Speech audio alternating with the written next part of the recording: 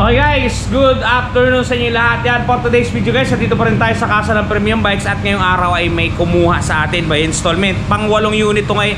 8 unit ngayong araw to guys na release. Yan, si Honda Click 125 standard. Pang 8 natin ngayong araw yan. Yan, kung mapapansin niyo, nililinisan na ni Miller ang ating unit. Dito guys sa video na tayo, papakita ko sa inyo yung actual inclusion ng unit, paano siya inactivate, sound check niya, presyo niya, at lahat-lahat. Okay, bago natin banatan yan, bago natin tirahin kanain, syempre, intro muna tayo.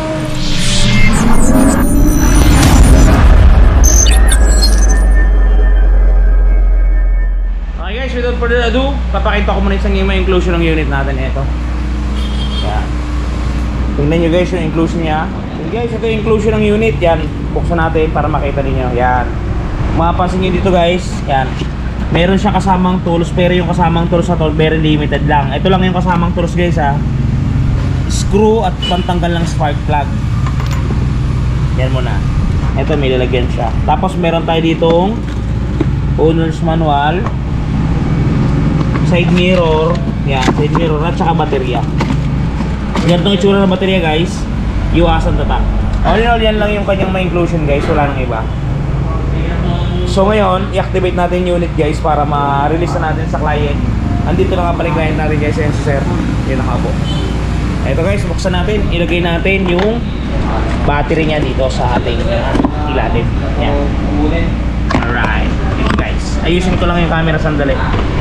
Doon sa mga gustong kumuha guys ng motorsiklo ha. Doon sa mga mag-13-month pay, kuha na kayo guys. Yan. Ito guys, yung paglalagay ng ating baterya, tanggalin nyo lang tong screw type dito, screw bolt. Yan. Tapos hilahin nyo to. Meron medyo masikip to guys ha. Sikwatin na natin. Yan. O diba yan. Yan. Pag may bago nga pala kayong Honda Click guys, yan, ngari bagong labas ninyo yung unit, bilanan ninyo agad ng rubber mattings. Mura lang to guys. Para hindi para hindi napapasukan ng mga dumi kagaya niya no. Diba? Kasi hihirap siya buksan at mako-contaminate siya. Yung rubber matting na sinasabi ko sa inyo, mura lang yun guys. Ganito yung tsura nun guys oh. Ano, ganito yung tsura nun. Kumuha na ako ng sample para makita ninyo. Tapos ilalagay nyo lang dito guys. Yan. Paano kaganyan? Para hindi malagyan ng buhangin yung baterya ninyo, diba? Hindi malalagyan. 150 lang yan guys. Para hindi malagyan ng buhangin at hindi kayo mahirapang mag-install ng baterya. Ayan. Ganda pang tingnan, di ba? Alright. And guys, install natin yung ating battery. Alright. Yeah. Dito guys, ayan. May takip yan. Kaya doon sa nagsasabing lulubog siya sa baha, hindi. Kasi wala siyang butas. Pwede siyang idaan sa baha guys. Hindi siya papasukin ng tubig. May extra fuse nga pala yan dyan sa loob. Ayun. Okay, pwesto na natin ang baterya. Pag ganyan ang pwesto guys ha, patalikod. Kasi yung positive nasa kaliwa. Kunin niyo yung bolts. Ito yung bolts. Yeah. Tapos ilagay nyo lang dito.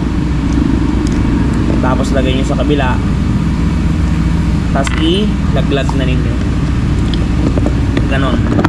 Yun. Yeah. Yan guys, nakapwesto na yung battery natin. Yeah. Una natin i-install yung kanyang positive. Ito. Positive muna tayo. Ito, positive. Okay. Yeah.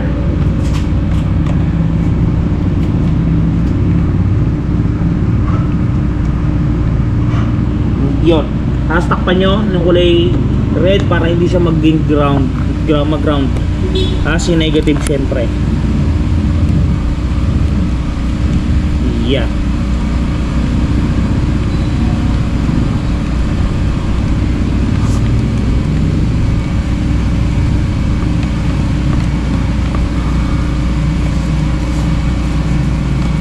Yo. Okay guys, nakalagay na yung baterya. Try natin kung pumasok. Ito yung susi niya. Yan. Susi lang natin. Yun, gumana siya guys. Okay na. Gumana na siya. So ngayon, tatakpan na natin. Pag tatakpan yan guys, make sure na wala kayong maiipit. Ilagay ninyo ng proper to. Yan. Pektusan niyo guys para lumak. Tapos itayo niyo to ng tama din eh. Okay? Yan. After na yan, balik niyo yung pinaka main na takip niya. Tapos ilapat niyo ulit, pektusan niyo ulit. Tapos ilak niyo na naman ng tornilyo. Yan. And guys, ngayon kung meron kayong sinabi ko kanina rubber mattings, lagyan na ninyo guys para hindi siya mapasukan ng dumi dito, kasi papasukan ng dumi dito yan. Kung may rubber mattings guys, safe yan. O, diba? Alright. And guys, naka-install na yan. O, naka-activate na siya. Yan. Lalagay na lang ni Miller yung side mirror. Yun nga pala sa nagtatanong ng presyo, ito. Ang kanyang suggested retail price, 81,900 pesos. Down payment natin, 4,095. Yung 4,095 po na yan, yan na po yan. Wala na pong dagdag yan. Down payment po, monthly po natin sa 2 taon, 5,269. Sa 3 taon, 4,061. Screenshot nyo guys, click 125 standard. Alright, yan guys, lagyan natin ng gasolina to para mapakingganan nyo yung kapag hinihintay natin guys yung gasolina. Ito meron pa tayo ditong available na kulay. Meron tayo ditong kulay itim. Yan, itim. Tapos meron tayo ditong kulay blue. Yan guys, kulay blue. Yan ay puro standard version guys. Ang standard version yan parehas. Gusto mga gustong kumuha yan, available yan guys kay Premium Bike San Jose. Kuha na kayo guys hanggat meron pa tayong mga promo guys. Dumating na yung ating gas. So ilagay na natin. Yan. Alright, kuha tayo ng imbudo para walang tapon. Doon nga para sa naghahanap kay Joben, isang linggo alip po siya. Okay, isali natin pesos po itong gasolina natin na sinasali. So yun guys, okay, naka-on na. I-start natin ngayon ang unit. And guys, one click lang pandara siya. Yun yung client natin guys, nagsasign siya ng contract. Ayan yung unit niya. Ganda guys ang ito, napakatahimik oh. Good so good. So sa mga wala pang motor dyan at kukuha ng 13-month pay ngayong December, ngayong November guys, mag-invest na kayo sa sarili ninyong motorsiklo kay Premium Bikes. Tayong 5% TP, meron pa tayong 10% TP, meron pa tayong 0 down payment. Kaya kung ako sa inyo, kumuha na kayo guys. Yan, napakaganda ng dito ni Sir Click. Para yung mga susunduin ninyo ay may makita kayo na pupuntahan na hindi basta-basta nauubos lamang. Diba guys? Guys, ito nga pala sa mga problema ng mga gas-gas ng kanilang mga motor. Gas-gas ng pairings, yan. Ito guys, panoodin ninyo, touch paint ni Wash Body. At ito na guys, ang touch paint ni Wash Body. Diba napakaganda? Ganito ang packaging yan pagka mabibili ninyo. Ito yung polishing cream. Ito yung surface cleaner. Ito yung mismong touch paint. At may kasamang pre-yan na pen brush at meron niyang instruction kung paano gagamitin. Ito guys, kung makikita ninyo, ganito siya i-apply.